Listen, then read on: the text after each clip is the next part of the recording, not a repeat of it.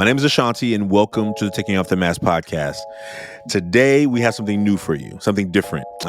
As we're approaching the end of the school year, school year, the end of the academic year, the end of the calendar year. See, I'm on my mind, even though I'm not in the classroom anymore, I still think like a teacher. Like, my mind thinks about the calendar year, the academic year, the school year, the end of the semester. That's how I work. And because our work is mostly in schools, we also kind of operate around that calendar. So just want to give you some heads up about what you're going to experience over the next couple of weeks. We've had some amazing episodes this year in 2023. And we're going to release some of the ones that people like the most, that had the most engagement. And hopefully they'll bring back some value to you as well. If you haven't heard them, we hope you go back and over this holiday season, go back and listen to some of those episodes. There have been people and men and young men who have been pouring their hearts out in a way that we often don't get to hear. And this year, one of the things that we have been envisioning about what does the next year look like? You know, this podcast started in the summer. So when we think about our anniversary always comes towards the end of a school year as we kick off a new school academic year. And for parents, they get that. But for people who are not in school anymore, you like, well, January is the beginning of the year. Well, for us, we still have like that summertime as our launching time. What we're going to be doing as we're moving into 2024, the Taking Off the Mask podcast will begin talking to more educators, more teachers, more people who have influences in education, because we believe that education, it has the power to change our communities, one youth at a time. And in context of the Million Mask movement, one mask at a time. And in that way, because we know that the education profession, first of all, is so limited in men. In the teaching profession, about 76% of teachers are women. There's only about 23% of men who are in education. So we have a lot to really understand that our schools, which are about, if you can say 50-50 for boys and girls, young men, young women, or maybe even those who don't identify in a binary, they are not represented by the teaching staff. If you've been a boy in school, if you have a son in school, you may have experienced how his teachers have expectations of how he is supposed to behave and act in class. Well, that's because there are mostly women teachers. Now, there's a lot of reasons around those things and a lot of data and things we can go into, but we're not going to go into that. But today, what we are going to go into is this end of the year academic plan. So as we're knowing that at the end of the year for this podcast, you're going to hear some replays, but also what we're going to be preparing you for is how we kick off the next part of next year, how we kick off January. Wenceslao, our youth host, is getting deeply engaged and delivering more conversations with young people. And we'll have some intermingling between when he interviews young people and adults. And there's some things happening around that because our young people need to be heard from. What is working in our schools? What's not working? And the conversations are always been just an intercambio, an exchange of mask sharing. But we're going to be asking some more questions in 2024. What do teachers need to know from young people that would make schools easier, that would make it more exciting, to make it more fun? You know, when the Ever Forward Club started, I was not trying to have these young men preparing them for college. I mean, I thought they were all capable of that. But how do you tell a kid who doesn't even want to be in high school, hey, let me convince you that after you finish this thing you don't want to do, let's go do some more of that. And you get to pay for it. That's ridiculous. That's ridiculous. And it's also ridiculous to expect that every student should go. I think if that is your value system and that is your plan and that is your trajectory, beautiful, because that was mine. And deep down, I wanted them to know that they could do it. Even if it was just for the fun of what you're going to experience while you prepare for the next level of your life. But what we did in Ever Forward Club, we said, how about we make school fun? How about we make you come to this place that you got to be at every day anyway and make it fun while you're doing it? Not so fun that you don't get your grades and you fail classes and you're always in the office because you're getting in trouble. Not that kind of fun. Fun that I'm going to do what I have to do, my responsibilities, and enjoy it along the way. And that's how our college trips began. That's how the 24-hour relay began. That's how all the things we've been doing Ever Forward Club began, because I was like, what would it take for them to feel like school was exciting? Now, I, as an educator who believes in education, but I remember being a student who also didn't like school in middle school. And by the time I got to high school, I got my act together, and it was thanks to a teacher in middle school who actually changed my life, Miss BP. I always talk about Miss BP, but I don't know if I talked to her much on this podcast. Miss BP changed my life with a magic sentence. And probably next week, somewhere on social media, we're going to be releasing this little collage or this little carousel about the magic sentence. What happened? How I got into the detention that day that I didn't want to go to. How I had planned to never talk to her again. And in that detention, she changed my life. It's like she told me something in this magic sentence that somehow clicked with how my brain was operating at the time. I'm very analytical. I'm an engineer. Like I love math and science. I love those. She was an English teacher. I hated her class, but I really liked her. You know what I'm saying? Like if I could have not gone to her class ever, except just to go say hi to her, I would have not gone to her class. But she was an English teacher. So me academically in her class I wasn't excited. But because I would have done anything she asked me to do, because she respected me and she showed me respect. But that day in detention, she had pushed the wrong buttons. It wasn't even my fault. Like these guys, they put a tack in my chair, and then I yelled, and then she blamed me for yelling. And I'm like, hey, what are you talking about? Like, you tell me you wouldn't yell if you're sitting on a tack. You know what I mean? And so nonetheless, I'm in detention, and then this sentence happens. And I'll tell you the sentence. It's not a secret, but it is, you're going to see it on a carousel post. So if you do see it out in the world, please share it. Because I imagine that this sentence not only has changed my life, it has possibly changed the life of thousands, if not hundreds of thousands of other young people. You see, I was on the wrong road. I was making foolish decisions in middle school. I was not an academic. I was not the smart kid. I was not a kid who you'd be like, this guy is going to make the world a better place. You would have probably said a lot of things about me, but that's not one of the sentences you would have used. And because I was getting good grades in math, my math teacher knew that I could do good work, but everybody else didn't see the smart Ashanti. They got to see the smart, the smart Alec Ashanti. they got to see the smart ass Ashanti. They got to see the smart like mouth Ashanti. They got to see the one who could figure out how to make a teacher look dumb in like 35, 50 seconds. Sometimes it takes a minute and a half because I was smart. But I was using it in all the wrong ways. You know, one of the things I also realized there was that I needed a way to create attention.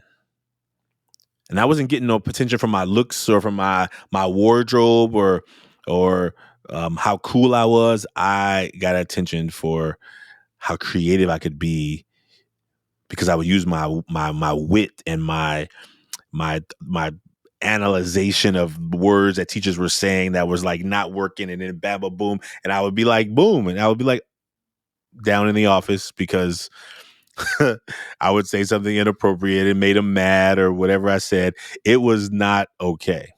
It was not working. It was not benefiting me. It was benefiting some of my social capital, but it wasn't benefiting me in any good way. And this Miss BP, what she said to me in detention that day, she said this. She was talking about some stuff and I wasn't paying attention. I was really trying to ignore her. And the only reason I started listening to her is because at one point in her rambling on, because she loved to ramble, she's an English teacher. I was like, you should be a speech teacher. You much as you talk a lot. But nonetheless, because I liked her, even though I was mad at her that day, I was just going to ignore her because I didn't deserve attention. Those guys behind me who were sitting behind me deserved attention. I keep unconsciously flipping attention with detention. Maybe there's something to that. I don't know yet, but I'm going to maybe come back to that. I was in detention and I was having her full attention. Interesting enough. And interesting enough that also when I became a teacher, when I would give students detention, I would try the sentence out on them all the time. as much as I could get to know about them, and I would use it. But this is what she said. She said, Ashanti, I know you're sad that your father died before you were born. Now, listen, at this point in the detention, I began to get madder because I was like, you talking about my personal business. Don't be talking about my personal business. Like, what's wrong with you? Like, and now I'm getting more mad. I'm like, oh. And that's the only reason I started listening to her, because everything else she said, I have no idea what she said. This is the only part of this. This only part of detention that I remember is when she started talking about my father, and I had some deep father wounds. I mean, if you know my story, you know that some of them are still, wounds today. As much as I've been working on creating scars of them, and I'm getting better at that. But it's been a long journey. But at that age, they were wounds, gaping, oozing wounds. And you say something about my father, and we're either gonna fight or I'm gonna something's gonna happen. I was gonna throw a chair. I was in my mind like. And she said this. She said, I know you're sad that your father died before you were born, but life doesn't give you what you want. Life gives you what you get. And you got to make the most out of it. And I heard it. Like, I heard that sentence. And I don't know if it was the next day or the next week, but it was shortly after that I got my act together. Instead of me carrying, oh, you feel it? I don't know if you can't see it yet, but I feel it. Instead of me carrying that wound around like a badge of honor, showing people the scab, like, look at this wound. Look at this wound. This sadness that I had about not having a father, about my mom marrying a guy who was not very nice. If you could say not just not very nice, he was mean, not loving, not caring. Living in our home, just like living with an enemy almost felt like sometimes. And this woman is talking about my father. But deep down, I was using that as an excuse to act a fool in school. Instead of using it as an opportunity for transformation and growth, I was using it as an excuse. And I wasn't showing how smart I was. I wasn't letting people see how brilliant I was. I didn't even, probably would have never said to you, I'm brilliant.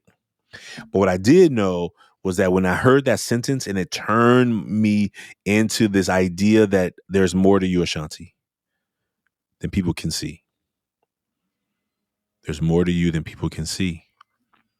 And I began to use that as motivation to transform my life.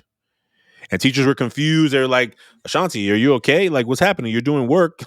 You're paying attention. Like, you're getting work done. That work wasn't hard. The work never was hard. It was that I didn't care about the work. Okay, what's happening? Something's happening. Give me a second. Some little creature wants to fly in my face right now. Trying to ignore it. There's actually, let me just, I'm gonna be a little metacognitive right now. Like, what's happening? Like right now, somehow over the last several months, I have turned off notifications on my phone when I'm recording.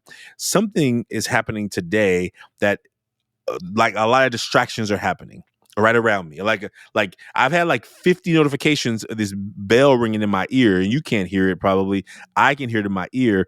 And I'm like, why is this happening while I'm trying to tell this story? Now, I don't know if what you believe in outside of just your own being and body, but like there's an energy that's happening around as I'm telling you this story. I think I feel the energy. And I'm like trying to just like, I don't know if you like, my phone was over here and it's on silent, but it was vibrating. And I'm like, what's going on? Like, who's texting me like 20 times? Like, what's going on here? And I'm trying to like stay focused, right? So anyway, I'm just naming that in this moment. Like the little flies started flying in my face. Like, what's going on here? What's happening?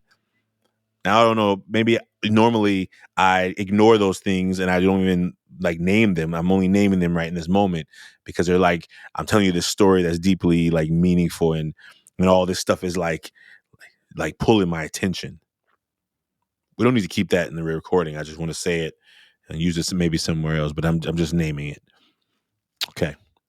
So Miss BP changed my life. I got my act together. And teachers, listen, here's what I do know. If you're an educator out there, if you know any teachers, if you have children who are in school, please share this with your teachers.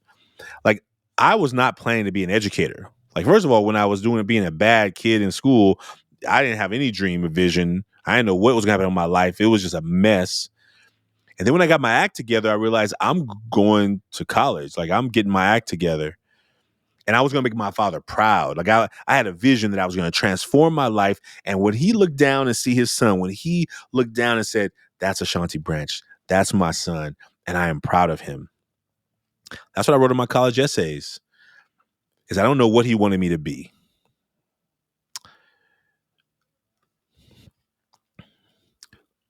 He didn't leave me a letter. He didn't leave me a legacy. He didn't leave me a note. He left me nothing. He left me a barber's kit with some clippers and some edgers and some fancy stuff. That was all I got from him. But I'm clear that I made a decision that I was going to trust that what I would do in life, he would look down at me and he would say, I'm proud. That's what it was about. And so if you're an educator and you are clear that you have a purpose of why you're in this work, I want you to be able to stay in this work. And so what we've been doing is trying to figure ways of creating resources for educators. In January, I'll be probably January or February, I'll be kicking off a coaching course for educators. Here's what I believe. Teaching was tough for me. I was a teacher for 10 years. I was an administrator for 3. The hardest part about teaching was that there was such a lack of professional development. Like a lack. Like, I worked in corporate America for 5 years, and the professional development was amazing.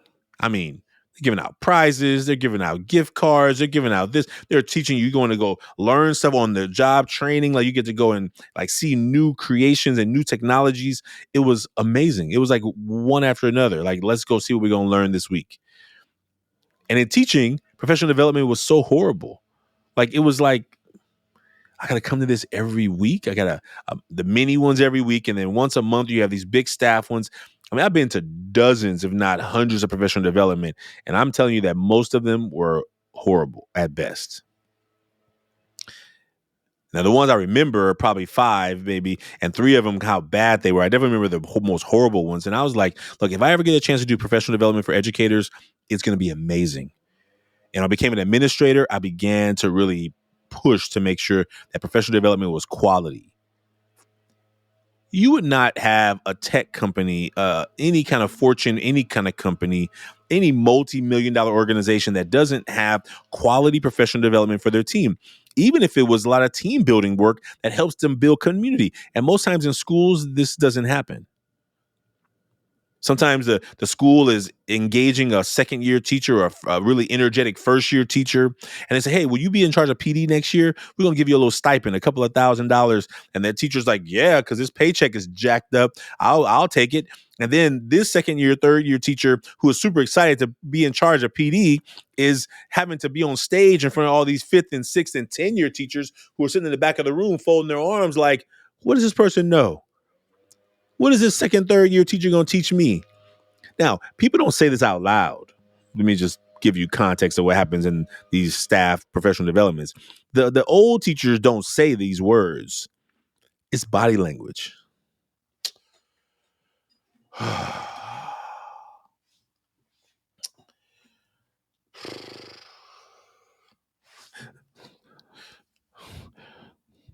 Or maybe they won't be on top of the table. They'll be like down here. Like teenagers, right? And they're acting like they're not on their phones and on their devices now. Now, when I first started teaching, there was not cell phones in every hand, so that was way back in the day. But now it's very different. Or they're grading papers, right? Or they're doing some stuff, because most of the PD is horrible.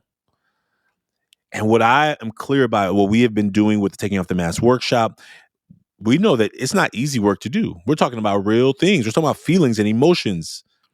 But I'm also clear that a teacher would probably not forget it, in the context, not taking any pride or that I'm going to make you, I'm unforgettable. I'm not trying to say that. But what I am saying is the work that we're going to do is going to be heartfelt and connective. It's going to be sticky, because hopefully you will use it that day with your friends, with your family. You will let somebody somebody that you love, let them know that you care. Like, sometimes we are talking about the mask as this metaphor of life. And what we recognize is that so many times we don't get to remember that in a healthy way. So that's what you're going to see. We've put out 2 lessons already. Listen, if you think in the last 2 weeks of the semester, or depending on what your school district is, some schools go over the winter break and then they come back and finish the semester. That's how it was when I was in school. Some people finish the semester at the end of December and then go off to break and then start the new semester in January. That makes a lot more sense. But ultimately, wherever your school system navigates, you probably have some students right now in some classes somewhere who are not doing so well. They're academically not doing well. I've been there. I've been one of those kids, and I've been one of the kids who was at the top of my class, so I wasn't worried about those kids. But I also, as a teacher, recognize that many of the students who are not doing well, there's a couple of ways we can navigate this scenario. Now, some are coming in like, hey, I need some extra credit. I'm like, there's no extra credit because you missed the regular credit. And the only way you get extra credit is if you do regular credit, because extra credit is on top of the irregular. Get it?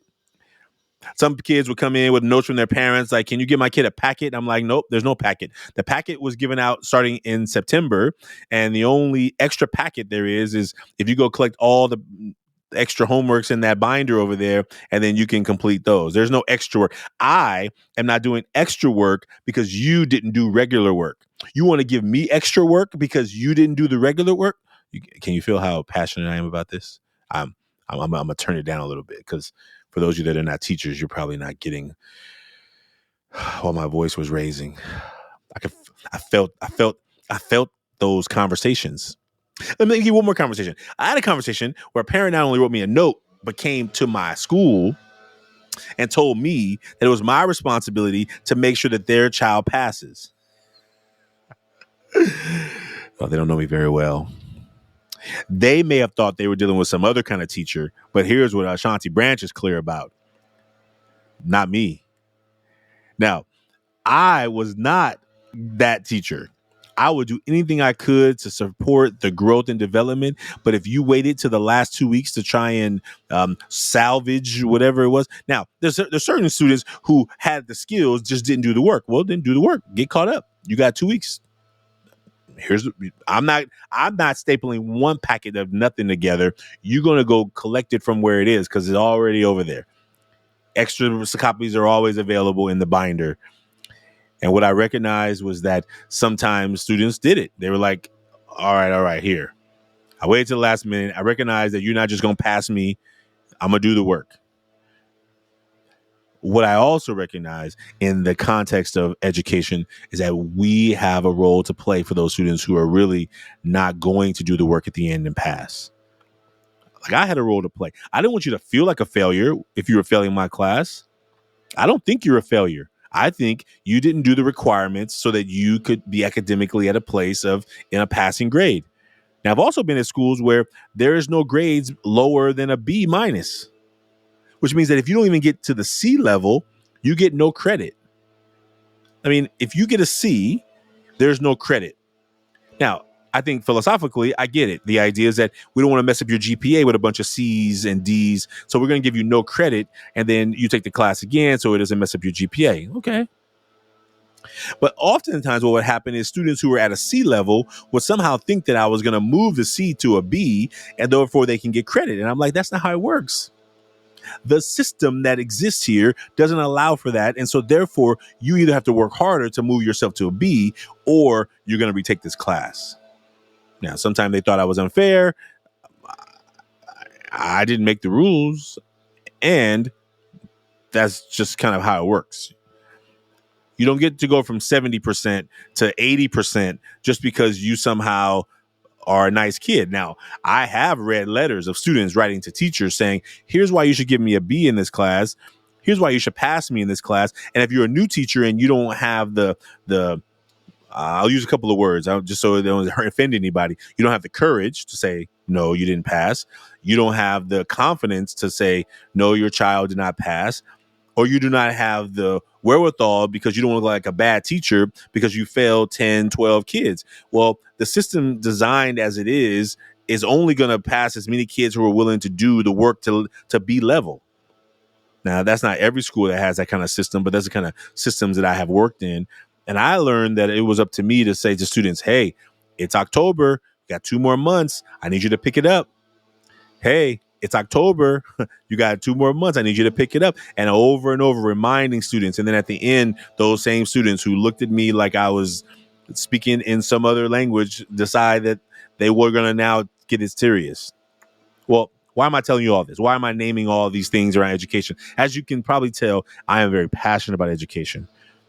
I want our education system to be successful for all kids, even those who have learning styles that don't work like everybody. Everyone doesn't learn at the same pace. I get that. And as a teacher who cared about all students because I was like all of them, I wasn't just a kid who was always good at school. I was a kid who was horrible at school. And I became a kid who was amazing at school. And so what I have done is try to create some resources. How about for those students who are failing your class right now, academically, you don't let the relationship fail. And so I've created a little series called Building A+ Relationships. How about you just let this kid support them to be a deeply connected young person who recognizes the intrinsic value in themselves and make a decision that next semester they will never let something like this happen again. They will never let a low grade cause them from not passing a class without putting in full effort to make sure it doesn't happen. That's what I think we need to do. And so I put those 2 lessons out on social media there on LinkedIn and Instagram. It's just a carousel of like some lessons using the Million Mask movement as a way of building connection and doing some deep reflection. You only got 1 more week. For those schools that are out next Friday or the week after, actually this Friday? No, not this Friday. Yeah, some schools may be out not this Friday, probably the 18th, probably next week. But some schools are out depending on the school. They may be out even earlier. I'm inviting you to not let those students leave feeling like because they didn't academically do so well, that means something about them, that is a reflection on their intrinsic value. And so that's what the Building Healthy Relationships was about, A+ relationships. Now, next week I'm going to be releasing, or maybe later this week, I'm going to be releasing the magic sentence story.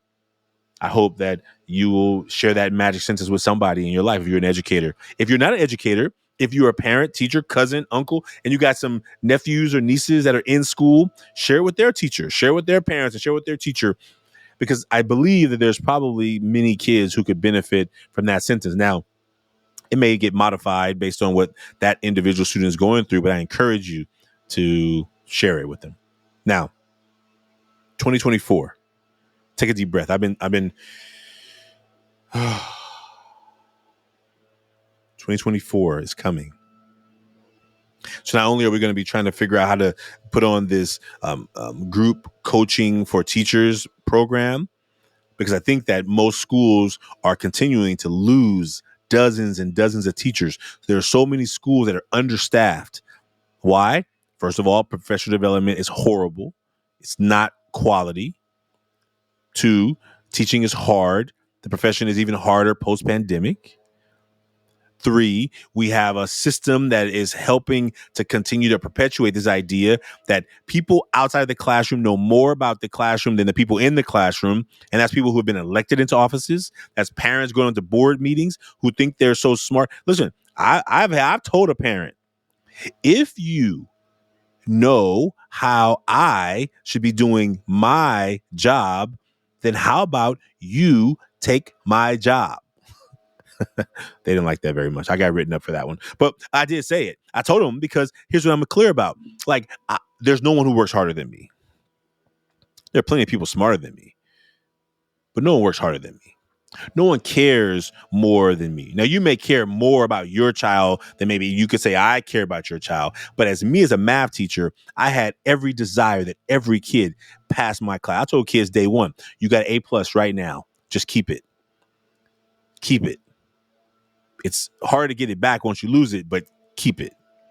Do your work, focus, pay attention. Like, I got strategies for days. No one fails my class if they choose to pass. But you don't get to choose to pass in the last 2 weeks and think that somehow some magic is going to happen, because mathematics, as much as it's beautiful and fun, there's only so much we can call it magical. You don't just magically get grades shown up in your under your name because you just showed up that day. Today requires work every day. So I'm hoping that over these next couple of weeks, starting in January, as you Now, this episode, as you see here, I'm talking to a lot of educators out there. If you're not an educator, sorry to bug your ear with education, but I hope you're passionate about education.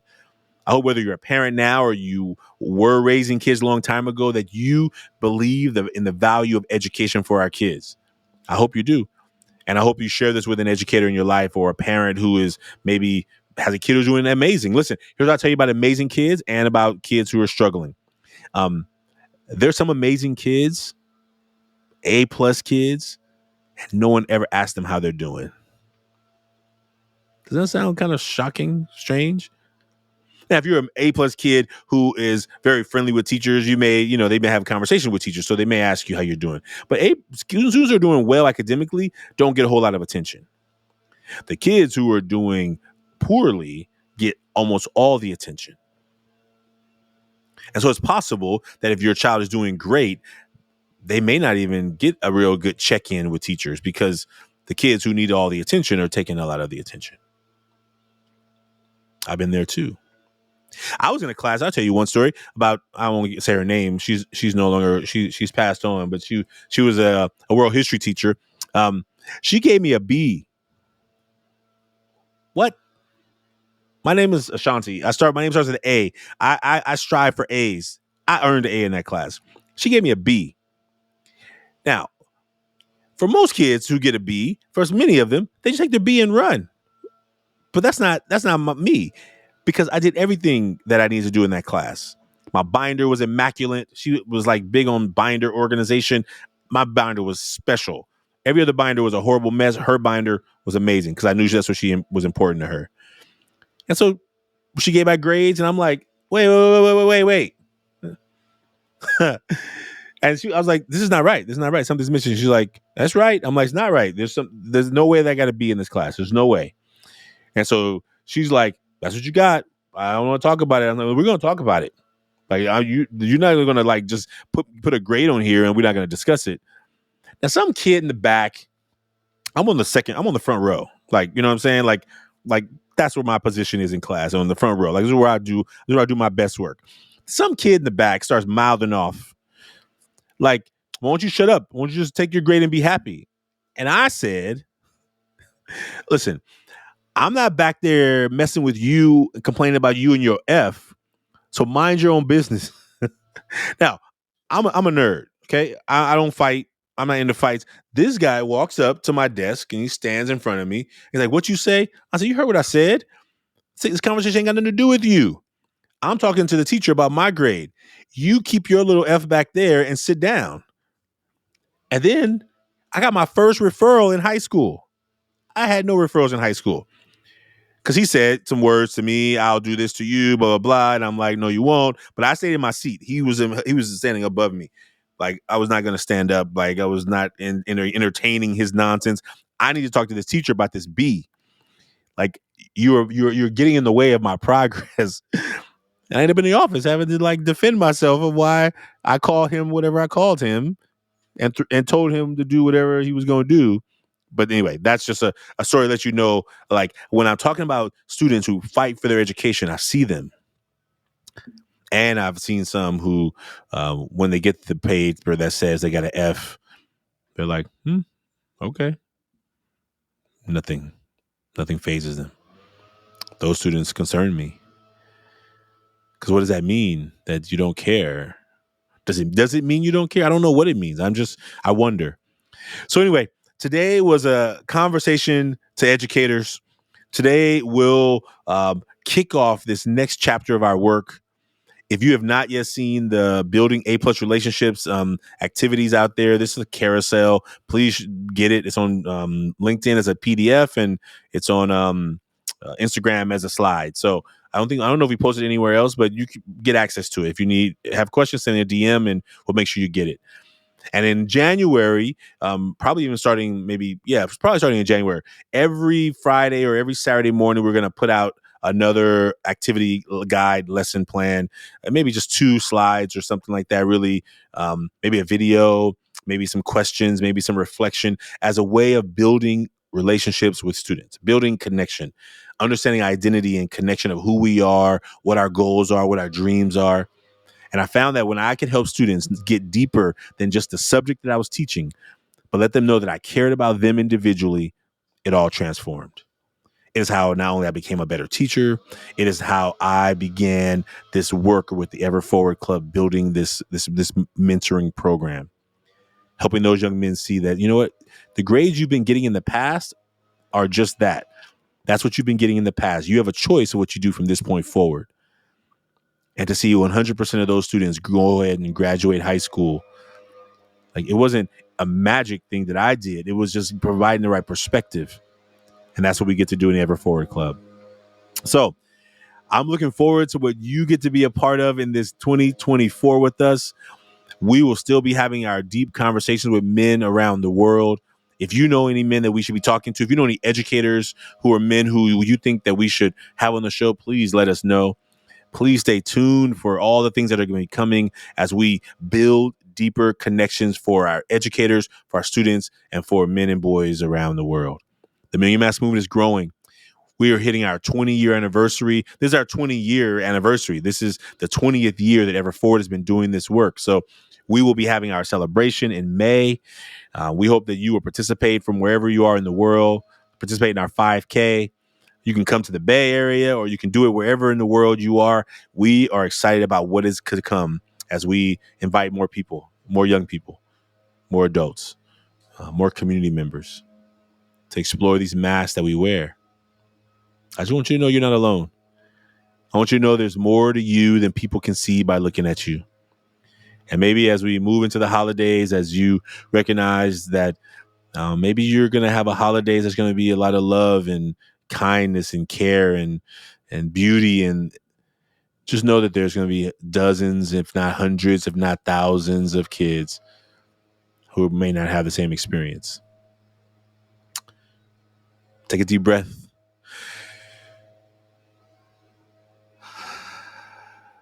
Thank you for being a part of the Taking Off the Mask podcast. Thank you for listening to this solo episode of me talking about education in so many ways that I think are meaningful to not only what we want to do here in the Ever Forward Club, what we believe our schools need to do, and the work that is going to take the Million Mask Movement forward. Stay tuned for some really exciting things. If you're not following us on social media, I encourage you to do that. Either follow us at Ever Forward Club, that's on all channels, or you can follow me, Branch Speaks, anywhere that you have a social media platform. So we will see you real soon. Enjoy your holiday. I'll be still making some intros for the next couple of episodes if there's any news I need to share with you. But for the most part, these next 2 episodes, next 3 episodes for the rest of the year will be flashbacks, will be re-releases of episodes from this year. And we thank you for being on this journey with us. We look forward to 2024 being even more exciting for the work we get to do here. And we'll see you soon, folks. Take care. Bye now. The Taking Off the Mask podcast is produced by Ryan Louie and graphics by Kelly Wong. Guests are managed by Dan Paloma, and the podcast is edited by Samuel Matingo. We'd like to thank everyone who's been a part of the creation of this podcast. And for every guest that has been a part of the show, you are now a part of the Taking Off the Mask family. The Taking Off the Mask podcast is brought to you by the Ever Forward Club. And if you like what you've heard today, please subscribe, write a 5-star review, and share this with someone. We look forward to having more conversations that matter. And please remember, there's more to you than anybody can see by just looking at you.